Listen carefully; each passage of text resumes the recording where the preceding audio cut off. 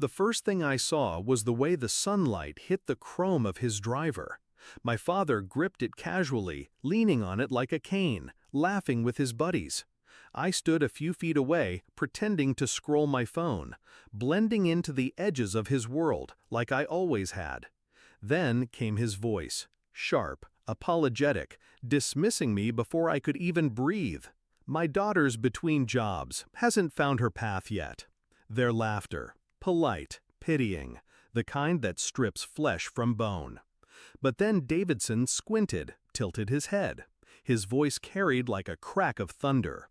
"Wait, aren't you the quantum energy CEO from yesterday's CNBC interview?" The world slowed. My father's hands slipped. The club clattered against the turf. His face drained of color. And I smiled, just barely. Because this wasn't an accident. This was the moment I'd been waiting for.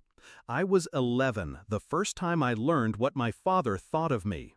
He stood at the head of the dining table, drink in hand, telling his friends about my brother's scholarship offers. Then he looked at me, half laughing. "And this one? She's creative, not the academic type." Everyone laughed. Everyone except me. I learned to wear silence like armor, to take every insult, every smirk, every dismissal, and forge it into fuel. He thought he was shaping me with criticism. He was wrong. He was building a weapon.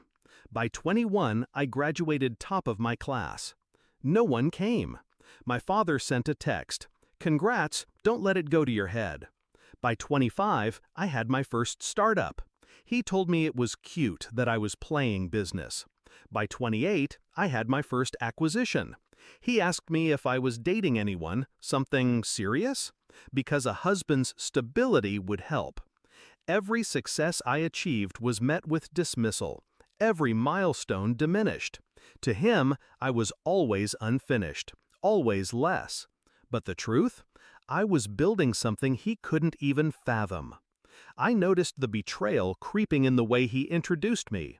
To family, she's figuring things out. To friends, she's still searching. To strangers, silence. He'd skip over me entirely. Until one evening I overheard him on the phone. "She's not like her brother. He's the one who'll carry the family name. She'll find someone to marry, eventually."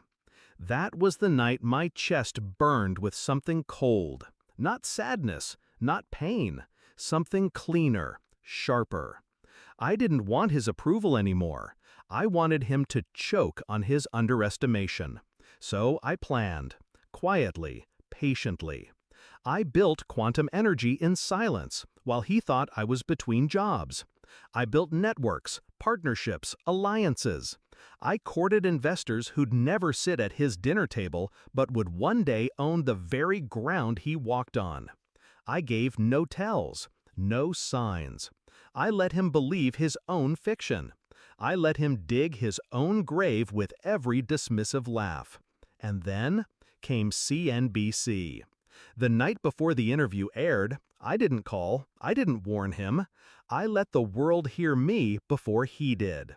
I walked into that studio wearing steel disguised as silk, talking about renewable grids, partnerships with European firms, and the $1.2 billion valuation we'd just closed. By the time the cameras cut, quantum energy was a headline, and I was no longer invisible. Which brings us back to the golf course, to Davidson's squint, his recognition, his question that cut the world open. "Wait, aren't you—" My father's grip slipped. The club hit the ground. I looked up from my phone and let my eyes meet his. Not with anger, not with gloating, just calm acknowledgement. "Yes," I said, stepping forward so every one of his friends could hear. "That's me." The silence was brutal. You could hear the faint hiss of sprinklers in the distance. Davidson broke it first. "Hell of a company you've built. Your father must be proud." My father's lips parted, but no sound came out. His face crumpled into something I'd never seen before, something fragile. And I realized then, this was the moment. Not revenge shouted, Not revenge screamed, but revenge delivered. Quietly, publicly, irrevocably. He stumbled through the rest of the game, missing shots, fumbling with tees, his hands trembling just enough that his friends noticed. I didn't have to humiliate him further. His silence was humiliation enough. The man who always prided himself on control had lost it entirely. And not because I attacked him, but because I became undeniable. That night, he called me, his voice small. "Why didn't you tell me?" I let the question sit, let him stew in the years of dismissal. Finally, I said, "Would you have listened?" Silence. He knew the answer. I hung up before he could respond. I'm not naive. I know he'll try to rewrite the story, to claim pride where he once sowed doubt. He'll try to drape himself in my success, like a coat he never earned. But the truth? He'll never escape that golf course. He'll never forget the sting of Davidson's question, the way his friends look.